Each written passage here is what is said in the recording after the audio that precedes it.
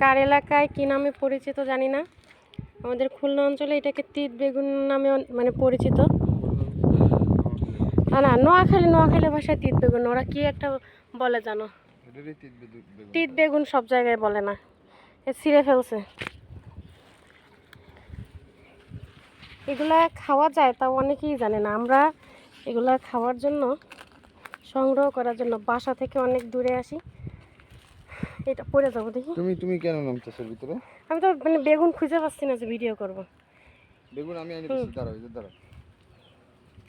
ওই যে দূরে এগুলো হচ্ছে ভর্তা করে খায় অনেকে, শুকনা টালে, শুকনা মরিচ, কাঁচা মরিচ, তারপরে পেঁয়াজ রসুন এগুলো দিয়ে শুকনা টালে অনেকে, তারপরে বাটে অনেকে তেলে টালে।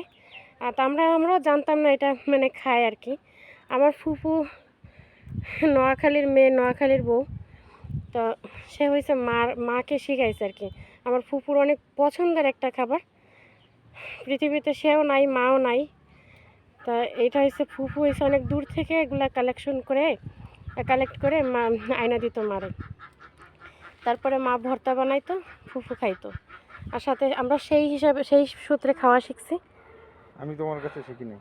না, তুমি আমার কাছে শেখো নাই, তুমি যখন চিটাগাং ছিলা সেইখানে তো শিখছো, কিন্তু আমরা শিখছি ফুফুর কাছের থেকে। না, তোমার মুখই দেখা যাচ্ছে না, তোমার হাত আর ঘড়ি দেখা যাচ্ছে।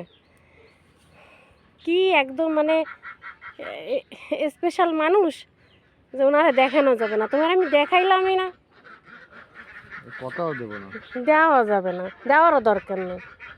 তোমার কথা ওগুলো তোলো, ওই বেগুনগুলো সুন্দর তো।